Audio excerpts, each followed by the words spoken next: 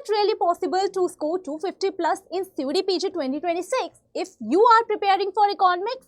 तो बच्चे सबसे पहली बात तो ये है कि nothing is impossible because the word itself says that I am possible. तो जब कुछ भी इम्पॉसिबल नहीं है सो 250 प्लस स्कोर करना, 260 प्लस स्कोर करना भी तो इम्पॉसिबल बिल्कुल नहीं होगा ना। So hello everyone, welcome to CUET PG Adda. This is Priya, your educator and mentor for economics. And जो इम्पॉसिबल को पॉसिबल कर दे वही एक होनहार, वही एक ब्रिलियंट स्टूडेंट होता है, राइट। सो बच्चे अगर प्रिपरेशन की बात की जाए CUET PG 2026 के बारे में, सो अब बहुत ही कम टाइम बचा है।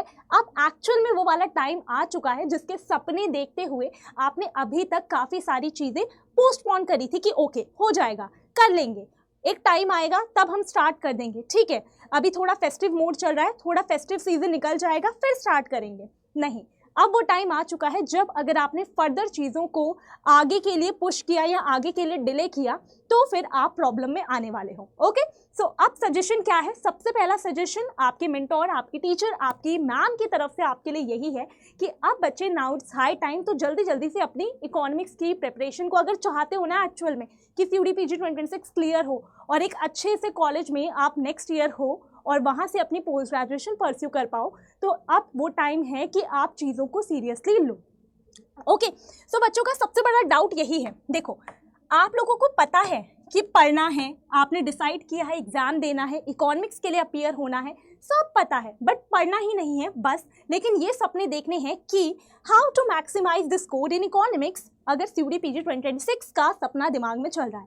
अब देखो, सबसे पहले बता देती हूँ कि बच्चे ये वीडियो आपको यही समझाने वाली है, सबसे इंपॉर्टेंट बात, मेहनत तो आपको करनी पड़ेगी, ठीक है। सो मेहनत वाला एलिमेंट तो यहाँ पे रहने वाला है, बट कुछ स्मार्ट ट्रिक्स भी हैं जिससे आपको मेहनत तो करनी पड़ेगी, लेकिन वो मेहनत आपके रंग भी लाएगी और आपके जो मार्क्स हैं वो भी अच्छे आपको देखने को मिलेंगे। तो चलिए फिर फटाफट से शुरुआत करते हैं समझने की, ये जानने की कि कैसे हम लोग अपने मार्क्स को इकोनॉमिक्स में मैक्सिमाइज करवा सकते हैं, ठीक है। देखो कुछ भी रॉकेट साइंस नहीं होता है, इट्स जस्ट दैट कि थोड़ा अपना माइंड यूज़ करना पड़ता है, चीज़ों को अपने लिए सिंप्लीफाई करना होता है, चीज़ों को प्लान करना होता है, और अगर आप ये प्रॉपर ऑर्डर में, प्रॉपर मैनर में कर पाते हो तो फिर आपकी तो बस कह लीजिए कि जो इच्छा है वो पूरी हो जाएगी कि आपका एग्जाम अच्छे मार्क्स के साथ क्लियर हो जाए। ओके, चलो, सो क्या वो टिप्स एंड ट्रिक्स हैं जिनको आप फॉलो कर सकते हो जिससे, देखो पढ़ना तो पड़ेगा बट उस पढ़ते हुए फेज में आप अच्छा रिजल्ट भी ला पाओ, आपका आउटपुट भी अच्छा हो। इनपुट तो देना पड़ेगा बट वो आउटपुट आपके फेवर में हो, उसके लिए आपको कुछ चीज़ों को इंश्योर करना होता है।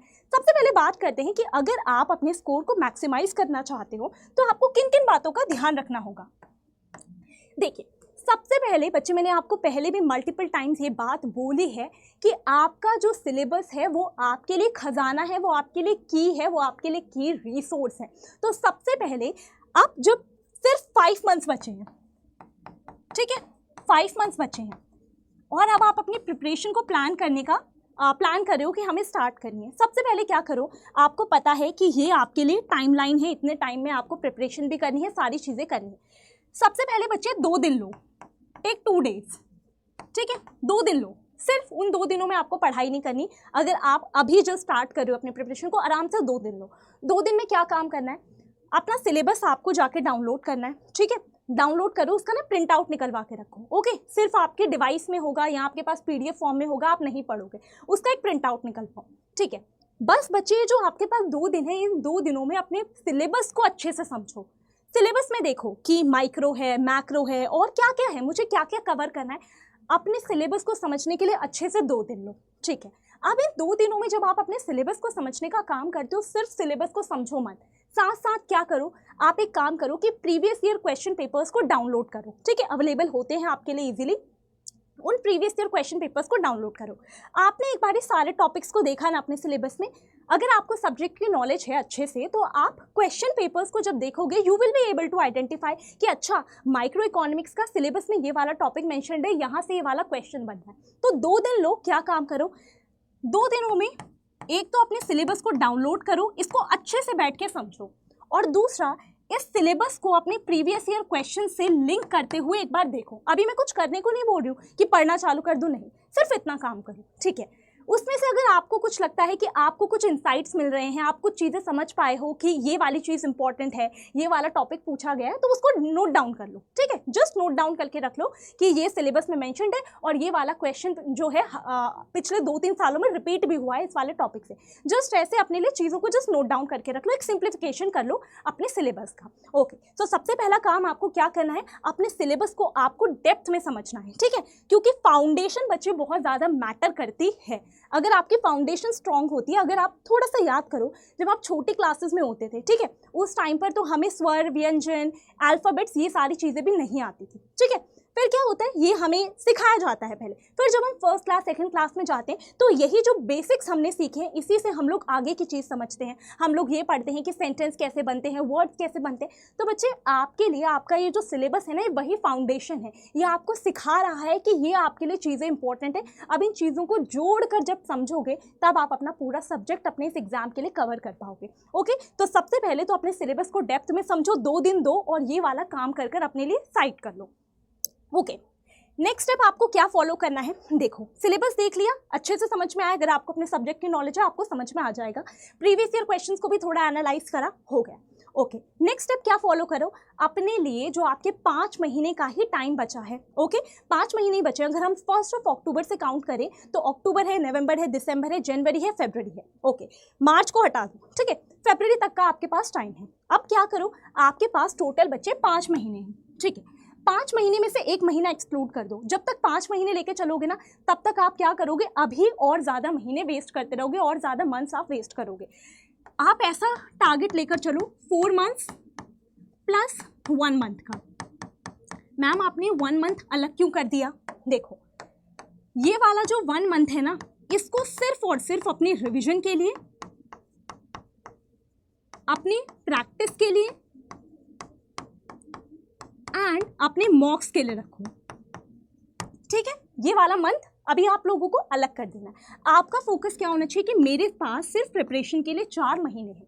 ओके, क्या लिखा है मैंने, divide 5 months into phases. Phase में डिवाइड करा, क्या करा, पहले तो 4 महीने में से 1 महीना अलग कर दो, उस महीने का काम आपके लिए अलग होने वाला है, उस टाइम पर आपको अलग तरीके से अपने सब्जेक्ट से डील करना है। ये जो 4 मंथ्स हैं, इसमें आपको क्या करना है बच्चे, इन 4 महीनों में आपके पास काम क्या क्या है, सिलेबस कवरेज, सिलेबस कवर करना है आपको, ठीक है। सिलेबस को सिर्फ कवर नहीं करना, आपने टॉपिक्स को पढ़ा, मैं ये नहीं कह रही हूँ कि आज ही आप पढ़ने बैठे, आज ही आपने पहला टॉपिक पढ़ा, ओके, और लग जाओ बस क्वेश्चन सॉल्व करने, नहीं। क्या करो कि आप ना कुछ टॉपिक्स को कवर करो, ओके, अपने जिस भी पोर्शन को आप उठा रहे हो, जिसे भी कवर करना स्टार्ट कर रहे हो, उसको 8-10 दिन पढ़ो। जब आप थोड़ा ना डेप्थ में चले जाओगे अपने सब्जेक्ट के, आप वापस से घुस जाओगे अपने सब्जेक्ट में कि ओके मुझे करना है, तो कुछ दिन बाद से आप अपने क्वेश्चंस को प्रैक्टिस करना शुरू करो। तो इन 4 महीनों में आपको क्या करना है, सिलेबस कवर करना है, प्रैक्टिस करने हैं आपको काफ़ी सारे क्वेश्चंस, एंड बच्चे मेरी बात मानिए कि अगर अभी तक आपने प्रिपरेशन शुरू नहीं की है तो 1 महीना अपनी पूरी की पूरी प्रिपरेशन करो। जैसे ही 1 महीना कंप्लीट होता है वैसे ही मॉक देना शुरू कर दो। मैं पहले से ही मॉक देने को क्यों नहीं बोल रही हूँ, क्योंकि मॉक में बहुत सारे डाइवर्सिफाइड क्वेश्चंस होंगे तो आपको प्रॉब्लम होगी, फिर आपको कॉन्फिडेंस लूज हो जाएगा। इसीलिए मैंने आपसे क्या बोला, क्वेश्चंस को प्रैक्टिस करो, लेकिन जैसे ही 1 महीना आपका पूरा हो जाए, या अगर आपको उससे पहले ही लगता है कि मैंने काफ़ी सारा सिलेबस ऑलरेडी कवर कर लिया है, मॉक देना शुरू कर दो, साथ के साथ मॉक टेस्ट देना शुरू कर दो। तो ये जो 4 महीने हैं ये आपको बिल्कुल तैयार करेंगे उस एग्ज़ाम वाले डे के लिए, और जो लास्ट का 1 महीना है ये आपको हेल्प करेगा जितनी चीज़ें आपने 4 महीने में की हैं उन्हें सम अप करने के लिए।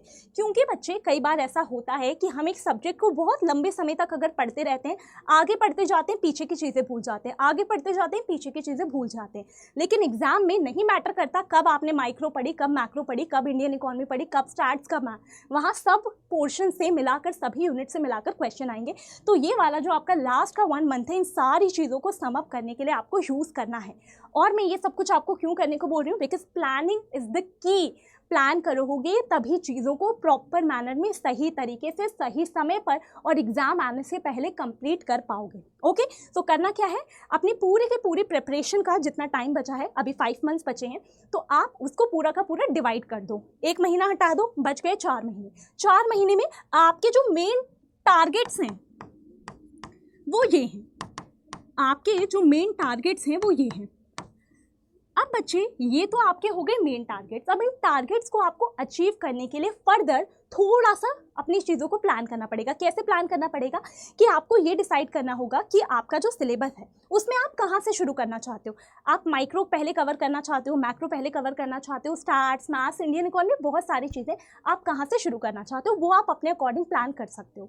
Okay right. सो यहाँ पर अपनी प्रिपरेशन को थोड़ा सा डिवाइड कर लो और उसके अकॉर्डिंग प्लान कर लो कितना टाइम आपके पास रिमेनिंग है। ठीक है, इसके लिए आप क्या कर सकते हो, देखो जो मैंने कहा अपनी प्रिपरेशन को आप फेजेस में डिवाइड कर लो। तो एक चीज़ देखिए बच्चे, आपके पास अगर आप अपना सिलेबस उठाकर देखो तो मेनली ना माइक्रो है, आपके पास मैक्रो है, मेनली मैं डिवीजन बता रही हूँ आपको, बीच में तो बहुत सारी चीज़ें आ जाएंगी। इंडियन इकोनॉमी है, आपके पास स्टैट्स है, आपके पास मैथ्स है, जिसे हम लोग मैथमेटिकल मेथड इन इकोनॉमिक्स कहते हैं। अब मैं आपको एक चीज़ बता देती हूँ कि सबसे पहले आपके जो माइक्रो एंड मैक्रो का वेटेज अगर मिला के देखा जाए ना बच्चे, इन्हीं दो से मिलाकर 45 to 47 क्वेश्चंस आपके एग्जाम में बन जाते हैं। ओके, तो काफ़ी सारे क्वेश्चंस आपके यहीं से ही बन रहे हैं। ठीक है, ओके, तो यहाँ से मिलाकर आपके इतने क्वेश्चंस बन जाएंगे। ओके, नेक्स्ट देखिए, नेक्स्ट है हमारे पास क्या, ऑलराइट, सो 42 to 45 तो बन ही जाएंगे इतने क्वेश्चंस, तो आप 40 प्लस क्वेश्चंस तो लेकर ही चलो कि इतने क्वेश्चंस तो यहाँ से बन जाएंगे बच्चे। फिर इंडियन इकोनॉमी से भी काफ़ी सारे क्वेश्चंस पूछे जाते हैं। ओके, स्टार्ट से भी क्वेश्चंस आते हैं, स्टार्ट से 8 to 10 क्वेश्चंस या 9 to 10 क्वेश्चंस आपको देखने को मिलते हैं। ठीक है, तो जब आप क्वेश्चन पेपर्स को एनालाइज करोगे यही सारी चीज़ें आपको समझ में आएंगी। अब आप क्या कर सकते हो, अपनी इच्छा के अनुसार, यानी कि हो सकता है कि आपको माइक्रो से ज़्यादा मैक्रो पसंद है, मैक्रो से ज़्यादा इंडियन इकोनॉमी पसंद है, जो भी आपकी चॉइस हो उस हिसाब से बच्चे क्या करो, आप ना अपनी प्रिपरेशन को 5 पार्ट्स में डिवाइड कर लो। कैसे कि मैं, अगर आपने डिसाइड करा कि मैं माइक्रो से शुरू करती हूँ, आप मैक्रो से करो, आप इंडियन इकोनॉमी से करो, कहीं से भी करो, आपने डिसाइड करा मैं माइक्रो शुरू करती हूँ, नंबर ऑफ डेज सेट कर लो, नंबर ऑफ डेज सेट कर लो कि मैं, लेट से आपने डिसाइड करा मैं 20 डेज में माइक्रो पूरी की पूरी कंप्लीट कर दूंगी। मैक्रो थोड़ी बड़ी है क्योंकि मैक्रो में आपका नेशनल इनकम अकाउंटिंग है, एडीएस है, ये सारी चीज़ें भी हैं, कंजम्पशन एंड इन्वेस्टमेंट फंक्शन भी है, मनी एंड इन्फ्लेशन भी है। लेट से आपने डिसाइड करा कि आपको 1 मंथ मैक्रो के लिए चाहिए, और बच्चे मैक्रो पे थोड़ा टाइम इन्वेस्ट कर लोगे तो अच्छा, ये मैक्रो से काफ़ी सारे क्वेश्चंस आ रहे हैं। ठीक है, तो आपने डिसाइड करा कि मुझे मैक्रो को 1 महीना देना है। ठीक है, उसके अलावा बच्चे स्टैटिस्टिक्स को कवर करने के लिए 7 to 10 डेज इनफ है। अगर आपको बिल्कुल नॉलेज नहीं भी है ना तो भी 7 to 10 डेज, अगर जिस बच्चे ने ऑलरेडी पढ़ रखी है वो तो 1 हफ्ते में पूरी की पूरी रिवीजन कवर कर इसको पूरा का पूरा कवर कर सकता है। ठीक है, मैथ से अब कुछ बच्चों को डर लगता है, मैथमेटिकल मेथड से डर लगता है, तो इसमें अगर आप उन बच्चों में से हो जो मैथ्स को अपना फ्रेंड मानते हैं, कोई दिक्कत नहीं है, तो फिर तो आराम से 10-15 दिन लगाओ। आई वुड से कि जिनकी कमांड अच्छी है उनके लिए 10 to 12 डेज इनफ होंगे, 10 to 12 डेज इनफ होंगे चीज़ों को रिवाइज करने के लिए। अदरवाइज अगर किन्हीं की, कुछ स्टूडेंट्स ऐसे होते हैं जिनको मैथ्स में प्रॉब्लम होती है, तो बच्चे यू कैन टेक 20 डेज, आप 15 to 20 डेज ले लो मैक्सिमम, बस इससे ऊपर मत लेना, और इसको कवर कर कंप्लीट कर दो। ठीक है, जो जिससे डर लगता है उससे कभी भागना नहीं होता, उसको फेस करने की हिम्मत रखनी होती है। तो मैथ से अगर डर लगता है, भागना नहीं है, बहुत ज़्यादा टाइम भी नहीं देना है, बट येस कुछ टाइम आपको यहाँ पर भी देना पड़ेगा, इन्वेस्ट करना पड़ेगा। ठीक है, तो इस तरीके से आप अपने अकॉर्डिंग डिवाइड कर लो। मैंने आपको एक जनरल आइडिया दिया, हो सकता है हर स्टूडेंट का समझने का तरीका, समझने के लिए जो टाइम लगता है वो डिफर करता है, तो आप ऐसे डिवाइड कर लो तभी आप कवर कर पाओगे। अदरवाइज आप सोचोगे आज मैक्रो शुरू करिए, अरे हो जाएगी 1 महीने में देखी जाएगी, फिर माइक्रो होगी, फिर मैक्रो करेंगे, वो नहीं कर पाओगे, वो फरवरी आ जाएगा, मार्च आ जाएगा, नहीं हो पाएगा। ठीक है, तो इस तरीके से प्लान कर लो। नेक्स्ट क्या है, मास्टर कोर इकोनॉमिक कॉन्सेप्ट। अब एक चीज़ इंपॉर्टेंट और है बच्चे, आपका सिलेबस है, आपने सिलेबस देखा, आपके प्रीवियस ईयर क्वेश्चन पेपर्स हैं, आपने वो देखे। अब कुछ टॉपिक्स, जैसा कि मैंने आपसे पहले ही कहा था कि जब आप सिलेबस और प्रीवियस ईयर क्वेश्चंस को साथ में समझोगे ना, कुछ टॉपिक्स आप बिल्कुल विजिबल होंगे कि भाई इस टॉपिक से तो 10 बार क्वेश्चन पूछ लिया गया है, तो आपको उन टॉपिक्स पर, उन कॉन्सेप्ट्स पर ज़्यादा अपनी कमांड को रखना होगा, उन टॉपिक्स को आपको बहुत बारी रिवाइज करना होगा। साथ ही साथ जब आप इकोनॉमिक्स पढ़ते हो, जब आप जैसे ही अपनी प्रिपरेशन शुरू करोगे, एक चीज़ को अपने माइंड में याद रखते हुए अपनी प्रिपरेशन को पूरा का पूरा करना, कभी भी चीज़ों को रटना मत। ये मत सोचना कि कि मैं ओके गिवन गुड्स क्या होते हैं, रट लेते हैं, इनकम कंजम्पशन कर्व क्या होता है, रट लेते हैं, प्राइस कंजम्पशन कर्व क्या होता है, रट लेते हैं, कभी आप आंसर कर ही नहीं पाओगे, क्योंकि जैसे ही वो क्वेश्चन का नेचर, टाइप, लैंग्वेज चेंज होगी, आप उस क्वेश्चन में बस मार्क्स लूज कर दोगे। ओके, और आधी नॉलेज बहुत ज़्यादा खतरनाक होती है, तो आधी अधूरी नॉलेज नहीं रखनी है, आपको उस कॉन्सेप्ट को लॉजिक से समझना है, ना कि चीज़ों को रट के। ठीक है, तो मास्टर करें अपने कोर इकोनॉमिक कॉन्सेप्ट्स को, ना कि सिर्फ फैक्ट्स को रटें। जैसे कि मैंने आपको पहले ही बताया, माइक्रो, मैक्रो, इंडियन इकोनॉमी, ये तीनों का वेटेज काफ़ी ज़्यादा है, अच्छे नंबर ऑफ क्वेश्चंस देखने को मिलते हैं। So don't just mug up the definitions and the graphs, understand करें, सारी चीज़ों को समझें कि मॉडल कहता क्या है, ग्राफ क्या है, इनके एप्लीकेशंस क्या हैं। जितना ज़्यादा लॉजिक समझ पाओगे, उतना ज़्यादा अपना स्कोर मैक्सिमाइज करवा पाओगे। तो जैसे ही प्रेपरेशन शुरू करते हो, तब से इस बात को बिल्कुल अपने टिप्स पे रखना है कि रटना नहीं है। ओके, चलो आगे बढ़ते हैं। नेक्स्ट है बच्चे, प्रैक्टिस करो प्रीवियस ईयर पेपर्स को, और जितने ज़्यादा मॉक टेस्ट लगा सकते हो रेगुलर इंटरवल में वो लगाओ। बच्चे मॉक टेस्ट को तो ना अपनी हैबिट बना लो। जैसे अभी क्या होगी आप लोगों की हैबिट, सुबह उठ के सबसे पहले अपना फ़ोन चेक करना। ठीक है, रात को सोने से पहले आपके हाथ में आपका फ़ोन नहीं होता होगा, दिन में 50 बार आते जाते, सोते बैठते, खाना खाते हुए भी इवन आपके हाथ में आपका फ़ोन रहता होगा। तो वैसी वाली हैबिट ना ज़रा अपने मॉक टेस्ट के लिए लगा लो, कि आपने एक डेट डिसाइड करा। अभी मैं इनिशियली बता रही हूँ, अभी जैसे 5 मंथ्स लेफ्ट हैं, तो आप क्या कर सकते हो कि आपने अभी डिसाइड करा कि मैं सिलेबस कवर करती जाऊँगी, और साथ साथ में क्या करूँगी कि 1 मंथ बाद जैसे ही मेरा थोड़ा सिलेबस कवर हो गया, तब से मैं मॉक टेस्ट देना शुरू करूँगी। और मैं हर वीक, लेट से आपने डिसाइड करा, मैं हर वीक में कम से कम 2 मॉक टेस्ट तो दूंगी। तो बच्चे अब टाइम कम है, तो मैं इसलिए बोलूँगी कि हर वीक में एटलीस्ट 2 मॉक टेस्ट तो आप देना ही देना। ठीक है, मॉक टेस्ट देना, मॉक टेस्ट देने के साथ ये नहीं मॉक टेस्ट दिया ठीक है हो गया चलो आगे बढ़ते हैं, नहीं, ऐसा नहीं करना। मॉक टेस्ट दिया, आपको आपका स्कोर विजिबल होगा, आपको आपका स्कोर शो होगा, वापस से उस मॉक टेस्ट को रिविजिट करो, देखो कहाँ का, ये चीज़ें मैंने खुद अपनी लाइफ में अप्लाई की, इसलिए आपको बता रही हूँ। वहाँ पर जाकर चेक करो, ओके मेरे ये आंसर्स करेक्ट थे, ठीक है, जो इनकरेक्ट थे वो क्यों इनकरेक्ट थे, उन क्वेश्चंस को रिविजिट करो, मैंने यहाँ क्या गलती की, अपनी गलतियों के नेचर को आइडेंटिफाई करो। क्या मैं क्वेश्चंस गलत पढ़ती हूँ, क्या मैं क्वेश्चन की लैंग्वेज नहीं समझ पाती हूँ, क्या मेरा कॉन्फिडेंस मॉक टेस्ट देते हुए बहुत ज़्यादा लो हो जाता है, या फिर क्या मैं बहुत ज़्यादा हड़बड़ी करती हूँ, मेरी गलतियाँ हैं क्या।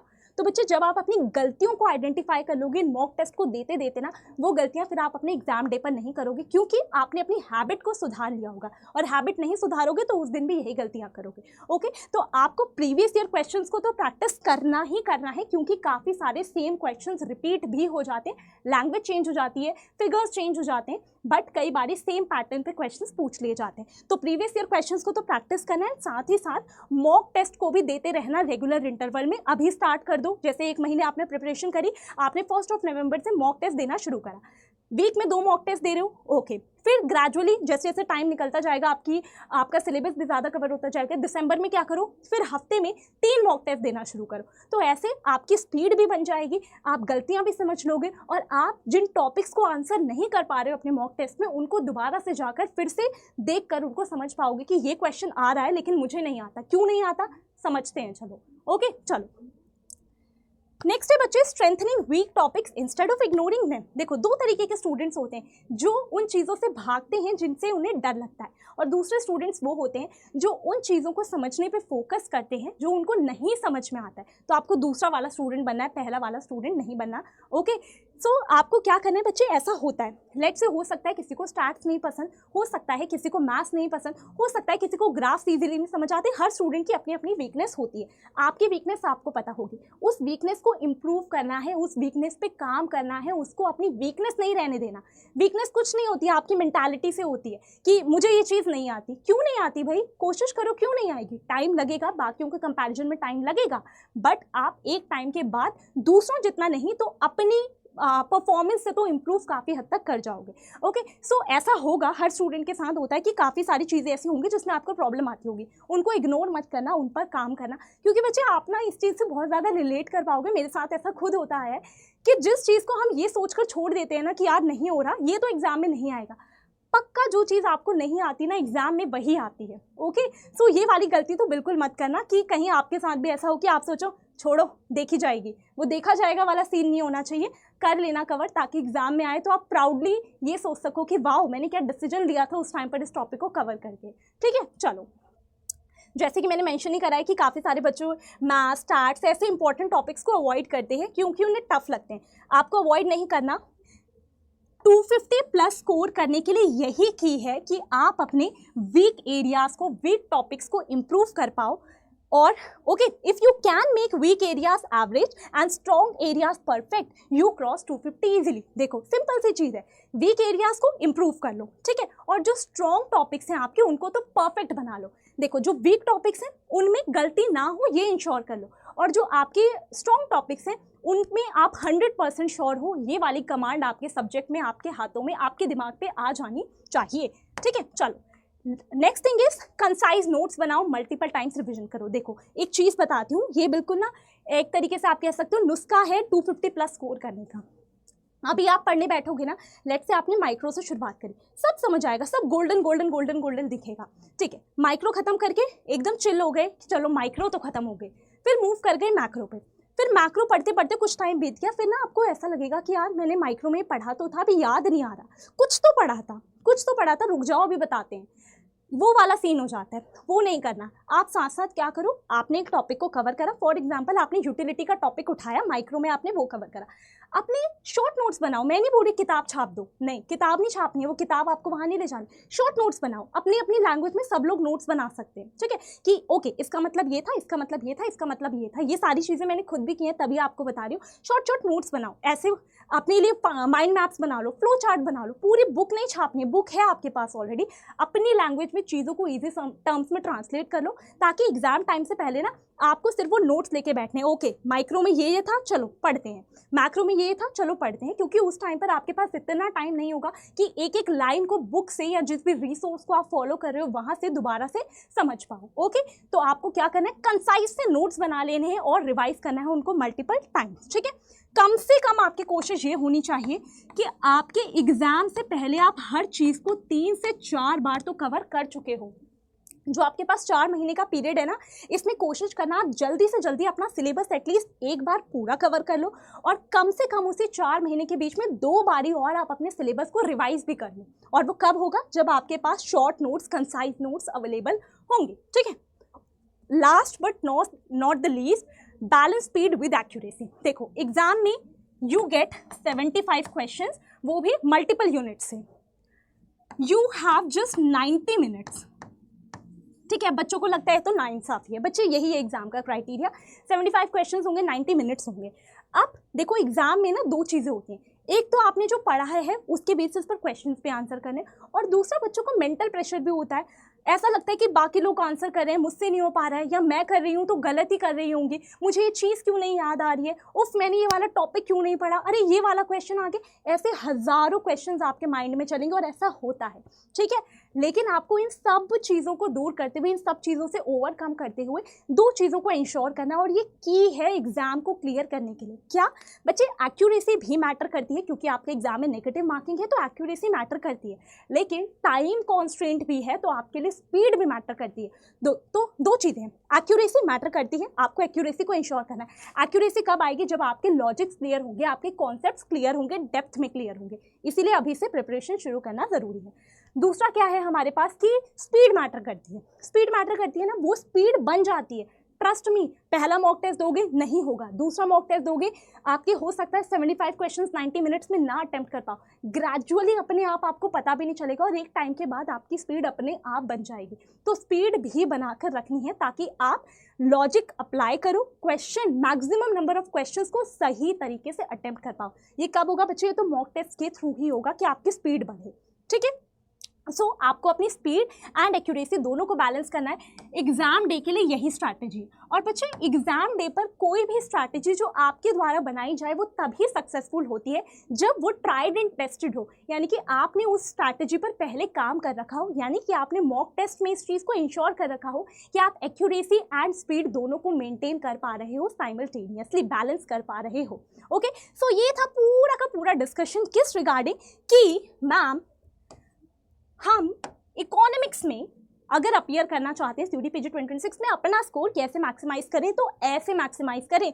कोई रातों रात जादू नहीं होगा, कोई और आपके लिए आके मेहनत नहीं करेगा, करना आप ही को है। हाँ, लेकिन थोड़ा होशियारी से, समझदारी से और थोड़ी शांति के साथ बैठकर अगर चीज़ों को प्लान कर कर मेहनत करोगे और मेहनत सही डायरेक्शन में करोगे तो फिर आपके लिए चीज़ें बहुत ज़्यादा स्मूथ हो जाएंगी। ओके एंड बच्चे, अब जैसे जैसे आपका एग्जाम पास आ रहा है तो बच्चों को काफ़ी सारी इन्फॉर्मेशन चाहिए होती है एग्जाम रिलेटेड एंड अदरवाइज भी उनको क्वेश्चंस वगैरह चाहिए होते हैं। तो बच्चे, ये मेरा टेलीग्राम चैनल है। ओके, तो जितने भी स्टूडेंट्स प्रिपरेशन कर रहे हैं वो फटाफट से मेरे टेलीग्राम चैनल को यहाँ से स्कैन कर कर ज्वाइन कर सकते हैं। एंड आप प्रिपरेशन कर रहे हो डेफिनेटली CUET PG 2026 के लिए, तो आपको अगर कंप्लीट प्रिपरेशन चाहिए वो भी एक ही जगह पर, तो आप ज्वाइन कर सकते हो मेरा batch, that is Chanakya supreme. This is the latest batch. जब अभी ये आपके लिए मैं वीडियो बना रही हूँ तो ये लेटेस्ट बैच है, तो आप इसमें एनरोल कर सकते हो।